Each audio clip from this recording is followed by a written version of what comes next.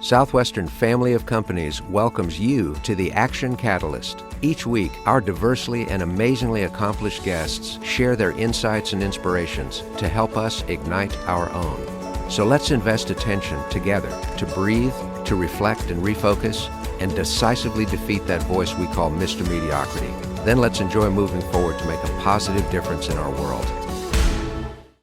Hello, listeners. This is Zach Troutman, producer for The Action Catalyst. And as the conflict in Ukraine continues, it's all hands on deck here at Southwestern Family of Companies, parent company of The Action Catalyst. Host Dan Moore is abroad, helping distribute humanitarian relief and aid, and Dustin Hillis, CEO of Southwestern Family of Companies, is coordinating corporate donation efforts and response. With both of them occupied, for the sake of timeliness, I sat down with today's guest, Ron Karr. Ron has worked with leaders on 6 continents to help eliminate risk and achieve better results with the velocity mindset. His presentations and advisory services have generated over $1 billion in revenues for his clients. Ron is the author of 5 books, as well as former president of the National Speakers Association from 2013 to 2014. And you can learn more about Ron at ronkarr, Karr.com. Ron, thanks so much for joining us today on The Action Catalyst. Thank you so much for having me. So first of all, what is the velocity mindset and how did you develop it? Well, when you hear the word velocity, what is the first word that comes to your mind? For me is speed, but I know there's kind of 2 axes to velocity. Well, most people have speed, like you just said, or momentum. And if that's all they think about velocity, then they're probably going to get burned out. True velocity, the physics definition, is speed with direction. It's your direction, where you're trying to go, that dictates your decision-making process to make sure you're making the right decisions and that you're carrying out the right actions. That's called being purpose-driven. Instead, most people are task-driven. They're driven by their to-do list. They do all these tasks on a given day, and at the end, they're exhausted at night, and they look at how much did they really move the needle, and sometimes they get really disappointed because for all the effort they put in, they didn't move forward. So they have to be driven by the purpose or their direction. And if they do that, they will gain velocity in all aspects of their life. So the first thing you have to do is start with the end in sight first. So you have to ask yourself, first of all, what do you want to accomplish? Now, the problem with that is a lot of people, when you ask them visualize what you want, they can't. They have problems with it. They don't know what they want. They don't allow themselves to even think about what they want. And invariably, what most people do is when they write down what they want, it's really based on their past. It's based on what they think is possible, what's not possible, what they did in the past, what they didn't do in the past, what their customers are saying in the past. So therefore, all they're really doing is recreating the past. Finding out your true destination means starting with what I call as a clean piece of paper. Letting your brain and your mind just visualize, what do you want to create for yourself? Not what you think is possible, but what you want to create, and allow yourself to put that down. That becomes the vision. Now, the problem with that is a lot of people will say, but I don't have the answers up front. And you're right, you don't, because you haven't been there yet. The answers come from walking the journey. So if you allow yourself to go into a process without having the answers, but knowing as a leader, you're going to ask the right questions to get the answers, that's when you're truly going to create different results and achieve better momentum and speed in your life. We've had a lot of very well-known speakers on the program. Tell us a bit about your time as a president of the National Speakers Association. And for people who may not be familiar with that group specifically, what were some of their major focuses and how did you work to push those initiatives forward? Well, member benefit and value is always the major focus of the association. We're no different than any other association. We had our ups and downs with the recession in 2009, COVID, but because of the strong leadership that we've had in the past and the current, we're navigating those minefields pretty well. The National Speakers Association is a trade association for professional speakers. It's about the business of speaking. So it educates its members, on proper business strategies, best practices from colleagues that are doing really well. And you learn from each other. It's almost like a peer-to-peer mentoring, when you rely on each other for ideas and tips. And the founder, Kevin Robert, his whole principle in creating the National Speakers Association in the early 70s was, we're friendly competitors, so don't look at somebody as a competitor, Let's help each other build a bigger pie, and then our piece will get bigger at the same time. Yeah, absolutely. A lot of our conversation today is going to talk about the conflict that's going on in Ukraine. And in particular, the sort of conversation this opens up around leadership and around Ukrainian President Zelenskyy. You say that he's mirroring what exactly a world-class leader should be doing to lead a cause or create a new brand. He's doing this by employing 3 really specific strategies. And these are strategies that companies or individuals can employ as well. The first strategy that you focus on is being a transparent leader. The one thing that you need from people that you're asking to follow you, especially in difficult times, is trust. Why should they trust you if you're not willing to show everything that's happening? If you look at the other side in Russia, they've clamped down on transparency. They've clamped down on the media. So now, all you're doing is you're watching, their propaganda. But if all of a sudden a report comes in and gives you a different view, all of a sudden you're asking yourself, why are they not showing that? What's going on here? What are they holding back from me? And just any little interruption in trust, any little tear in that fabric will automatically stop people from following you to some degree. And if it keeps building and building, they're obviously just going to go opposite of what you want to accomplish. So transparency is all about trust, but it's also about something else. It's about the emotions. Okay. So when we're sitting at home and watching Fox, CNN, or whatever network you're watching, and you're seeing all the destruction of the pointless destruction of the cities, the people being killed, the people being displaced, the potential PTSD for so many people who didn't even ask for the fight, we get very emotional, and then that builds support. So he understands the power of that. Zelenskyy actually understands the power of TV. He's using TV to his advantage to fight for the cause, whereas Putin is not. He's basically holding himself up. And then, when you hold yourself up and you don't have transparency, then the one thing you have to do is you have to start fighting all the non-stories that are out there. What I mean by non-stories, the false stories. If you take Kennedy, for example, President Kennedy with the Bay of Pigs, when that was such a fiasco and TV just came out, Kennedy knew the power of TV. And he decided to be transparent by acknowledging it didn't go well. And he got on TV and he said, look, the buck stops here. This was a bad situation. I made the decision. So if you want to blame somebody, it's me. What he did at that moment, he stopped all the negative news or the fake news from coming into play, because he told everybody what it was. He took that play away from them. Those are some of the powers that you get with transparency, but it all comes to building trust, because you can't build a following without trust.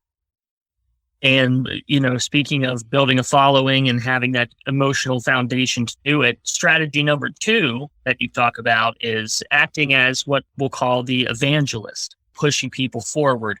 Right. What value do you build in the evangelist role? Tremendous. Every organization has to have an evangelist. It could be the CEO. Think about that. Who really has the most passion than a CEO who either started the company or has the wherewithal to lead the company today? They have a vision. They want to leave a legacy. They got the passion. No one can say that as well as you can, who doesn't have that responsibility. Okay. You're the only one who can. Now, sometimes CEOs are not that outgoing. So maybe it's not them. Maybe it's somebody else in the organization. But you need the evangelist, someone to be the face of the organization who spreads the dream. We learned this from Guy Kawasaki, who was one of the first employees of Apple Computer. Jobs and Wozniak were building the computer in the garage. You can have the computer, but you need something else to make it run. You need software. Well, Kawasaki's job was to go to software companies at that time like Lotus and be the evangelist. Product wasn't developed yet. It wasn't out. So he had to sell the dream. And he's sitting there saying, look, here's what's going to happen. This is why everybody's going to want this computer, get into the ground floor, offering the opportunity, write the software for us. His job was to convince Lotus to invest that money without seeing a product that they can feel and without having statistics that it's actually going to work. That's what the evangelist does. They get people into the dream. That's what Zelenskyy is doing right now. He's doing it by all the Zoom presentations that he's making to the various governments around the world to solicit their support.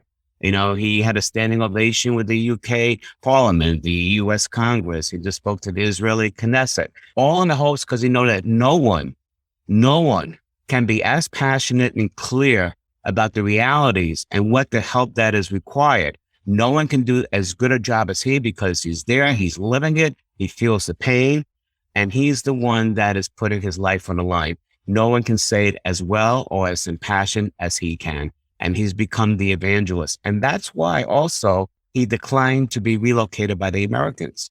He could have easily gone to safety, but he knew one thing: if the leader leaves, why should everybody else stay and fight and die?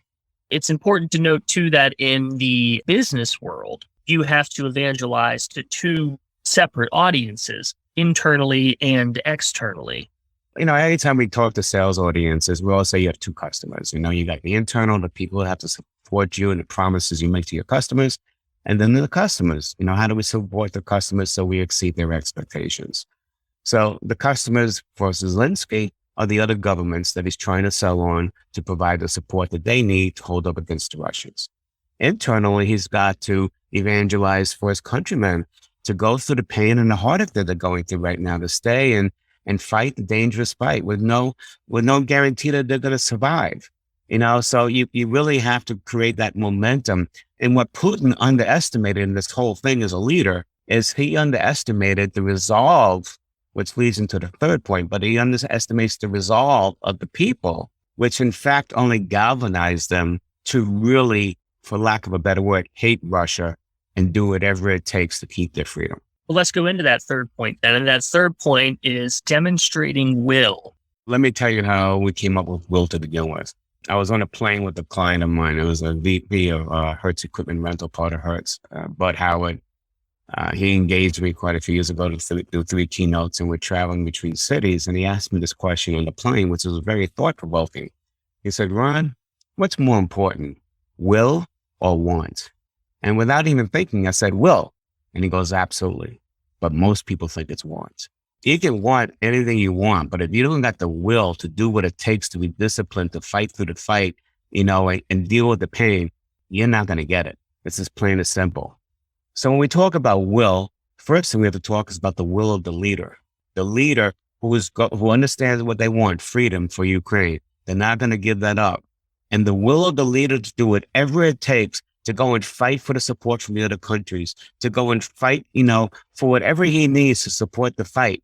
And when his people see that, it galvanizes their will to stay behind and fight, because it's like a culture.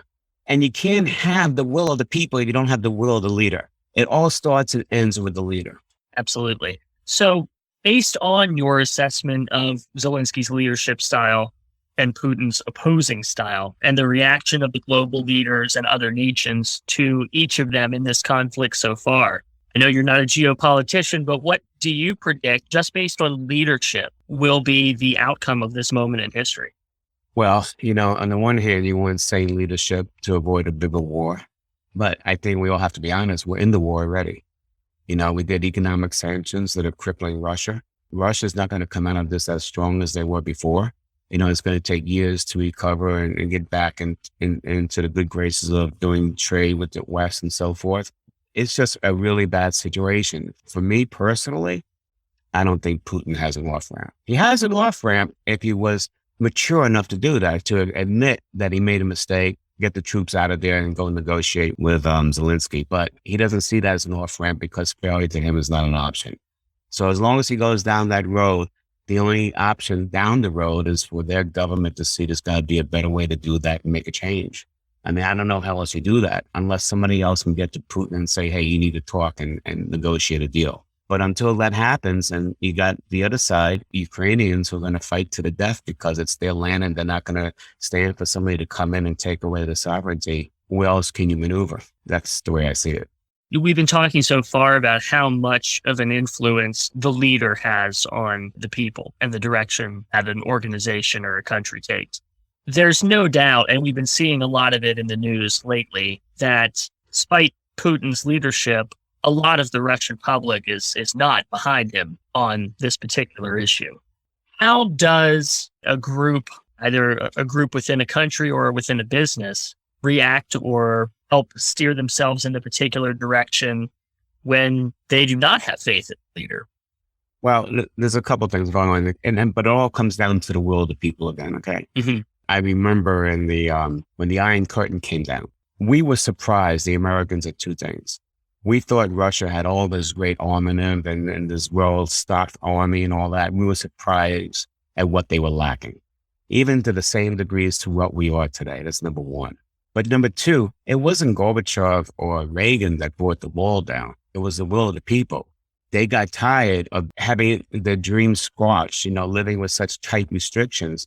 And eventually they started to rebel. It happened with Poland first, and they started becoming a democratic than the other ones. It has to start and end with the will of the people. The problem that you have right now is I think the Russian society is split.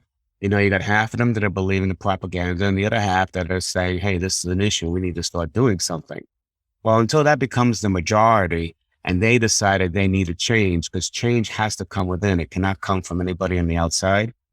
Only then will we see a difference in the way this war is going. Yeah. Well, that's very insightful into the current Ukraine conflict and what's going on there, some of the thoughts behind it. I want to talk a little bit more about just your career in general now. Sure. Throughout your career, you've surely experienced certain pivot points that influenced where you ended up today. Perhaps those are experiences, perhaps those are particular people you've met. Could you share just maybe one or two of the pivots, the changes that you felt were most significant for you? Well, number one, I would not be sitting here being interviewed with you if I did not experience a tragedy in my family that we had in the late 80s. I was in sales and sales management in the computer industry. My dad was terminally ill with diabetes, heart failure, kidney failure. He started having amputations. And my mom, who was an executive VP of Chase Manhattan Bank and a world-renowned economist, she had all the help for him at home. But what she didn't do was take care of the emotional help she needed to deal with the travesty. And so one day she passed out of the wheel of the car. The car jumped a curve, severed a light pole at a jagged edge on the pole, punctured the gas tank. Car catches fire. She caught fire in front of a Porsche dealership of all places. A salesperson, customer coming out, they drag out in flames. The car blows, takes down the whole Porsche dealership. And in an instant, I had two parents near death, my dad and my mom, who had 5th-degree burns and 30% of her body. So when I was in the ER, and I heard what the situation was, I said, okay, what do I do? Because I haven't been here before, I said, what are the two questions that you've always lived in business that got you? And the two questions were, what does success look like to me? And what are my actions supporting success? So the success to me was simple. Both parents had to live no matter what, because I didn't want it on my shoulders that one died. And then the promise I made to myself that any action I take, any action has to support their living. If it doesn't, I don't have time for it and I'll put it away. And that helped me navigate that travesty. The bottom line is my mother had 3 skin graft operations recovered, went back to work full time, lived another 20 years, and my dad managed another year. But after doing that for 6 weeks, I realized that the job I was in was not making me fulfilled. And a lot of what we all went through with COVID, that's why people made big changes. And I realized that I needed something different, because what the situation showed me was life's too short. You don't know how long you have. I talked to my EVP. We talked about various options, and he goes, I love you, but those other 3 options are not in the cards. So what do you think about? So he funded me, basically. He said, today's your last day. He kept me on an expense account for a few more months, paid my commissions to the end of the year. And in 2 weeks, I got my first client, started in sales training, moved to keynoting and sales and leadership, advising some board of directors, and then also doing annual retainers and helping the C-suite position their companies for growth. That would not have happened if that tragedy didn't happen, because that's what gave me the guts to do something different. I probably would have been on a trajectory to stay in jobs that maybe didn't suit me well, and we probably wouldn't be here together. Wow. Powerful story. And this next question is perhaps similar. Like all of us, you've hit setbacks along the way. You've had great success, but you've also hit some setbacks along the way. How do you approach those situations when you confront unexpected, just totally derailing events? So number one, we talk about in the Velocity Mindset book about the stories that we create. So something happens or someone tells us something, we immediately create a story as to what we think it means. And stories are fueled by emotion. So if it's good emotion, great, keep using it if it pushes you forward. But if it's bad emotion, then you have to address it. So there was this multinational corporation I was already a hero in that company because I helped two divisions come up with deals that they never thought. They were game changers in the industry.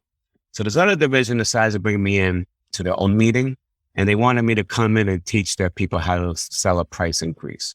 I didn't do my due diligence properly. I was only in the business maybe about 5 years. I'm doing this 2-day program, and I do a lot of role play, but I was doing it the wrong way. I would critique people. What I didn't realize going into that meeting, those were very senior salespeople that felt that they were being done a disservice by the company. They were the only profitable division in the whole corporation. Yet they got this Yahoo coming in to teach them how to sell a price increase. And then on top of that, I had the audacity to critique them. Well, that was going so bad that I got evaluations. Now, look, I'm from New York originally, and this was in Philly. There were comments on that evaluation falling, curse words that I didn't even understand what they meant. Felt a little personal. Felt like it wasn't just about the presentation. Oh my God. Well, of course, I sell them, so they're going to sell me. So I'm in the car and I go, oh, I'm in the wrong career. I just got to quit this job. And I realized, wait a minute, you're thinking really fast. You got to call somebody. And I actually called Bud Howard, the VP from Hertz, because we became lifelong friends and I knew I could trust him. And I shared with him what happened. And he asked me this one question: what did you learn from it? I go, but what do you mean what did I learn from it? I got my tail between my legs. He goes, well, think about it. Maybe it'll come to you in 2 weeks, but call me then. And when I thought about it, and so the first thing you have to do is you have to let that emotion go away because you can't think clearly. So do whatever you can to clear your mind. And when I did, I realized, look, you had all the right intentions. You wanted to help them, but the way you went around it and the environment, it wasn't the right environment. But what can you do to change it? Do role play, but how can you make it non-threatening? Well, because of that incident, I developed a role play where I actually do it on stage in keynotes in front of thousands of people. I'll bring 2 people up, whether it's leadership or sales. We'll create a scenario. They create it. I'll have one person who's playing the influencer say something for about a minute. I take them back. I'll tell the influencer, hey, just, try this question, see what happens. And we process with the audience, what's the difference? That's now the essence of the role play. It's not about critiquing somebody doing something wrong. It's about helping them to do it a little bit differently and for everybody to see the results. So the 2 people on stage, become the heroes now. They're actually how that transformation is being made, and people can see it actually happening, so they're more inclined to go use it after the talk. I wouldn't have had that developed if I didn't go through that personal disaster, that role play with that one client that didn't work out well. That's a great tool. That's really informative. So, many of our listeners right now are having great success, but some of them are going through really difficult times, as a lot of the country has gone through difficult times lately. What would you share with those listeners in particular to offer encouragement? Be grounded in what you want to create for yourself. You got to be passionate about it, that you're going to do whatever it takes. And you're so interested in it and passionate about it, that's what keeps you going. That's what's pushing you forward against all odds. That's what Zelenskyy is doing to keep the freedom going. And that's what's pushing them against against all odds. And if they can do that, I think we can get through the things that are stopping us. Yeah. One thing that is tough for a lot of people to get through, especially individuals who have had great success, is becoming complacent. How do you keep yourself growing, keep yourself motivated going forward? Well, when you get complacent, when you ran out of goals that give you juice, what's really necessary is for you to reevaluate your life, and what's really important to you that you want to get done before it's too late, and make sure that you're creating your destiny around that. When we lose juice, we lost the passion. That's all it is. Doesn't mean you don't have it inside of you, because you had it inside of you to get to where you are today. The question is now your life may be changing a little bit as you get older. We heard a gerontologist at NSA, a well-known, talk about, this was about 15 years ago. And he talked about that when we were younger, my generation, the baby boomers, our parents would live to 65, they'd retire, and then, maybe live a couple more years and then move on. He said now, people are achieving their success by age 50. This was 15 years ago. And so now there's a new phase of life that everybody's going into, the area of significance. And as you get older, you need to feel like you're doing something of significance. You're making a difference. So I think that one of the things that complacency is about is when you lose your significance. And you need to rekindle as to what's really important to you inside, your values and all that. and find out what it is that's going to make you feel significant, that if you go out and achieve it, you're achieving the results that you want in the world. Now, I haven't shared this in the interview, so I'll share this. The fear of death is the number one fear in the world. I have a fear of death. So I was reading this book, and the writer did an amazing job. And he goes, the biggest reason why people fear death so much is because they're so entwined in their legacy. We want to leave such a big legacy that everybody's going to remember us for the years to come, infinity. Who can do that? Basically said, look, you pass on, your kids will remember you 20 years later, your grandkids maybe 40 years later, but who's going to remember most of us, 80 years from now? But he goes, if you really want to be significant, don't worry about people remembering you. Create ripples in the world. Meaning I say something to you, it makes an impact on you. You now use it in your behavior, spreading that impact to others. No one really knows it came from you. No one cares. But the fact is you're creating ripples that is going to improve society as we go on. So I guess one of the best ways, it's what ripples means something to you and will mean something to the society. Don't worry about your legacy. Create the improvements. We do that together collectively. The world can't be stopped. I love that idea that your trajectory in anybody's career and in their life sort of breaks down into the three distinct periods of, I guess you can start with struggle, success, and significance. Except we always struggle at every phase. That's a great point. Ron, this has been a real pleasure. Thank you so much for making some time for us today. How can people find out more about you? If they go to velocitymindset.com, that's velocitymindset.com. They can get a copy of the book. They can also give us just their email because I release videos every Friday so they can stay in the conversation of Velocity Mindset so they can keep moving their lives forward. Thank you so much, Ron. Thank you so much. If you enjoy this podcast, please make sure to subscribe. To stay updated on everything that the Action Catalyst is up to, make sure to follow us on Facebook and Instagram at Action Catalyst Podcast and Twitter at Catalyst_Action. Thanks for listening.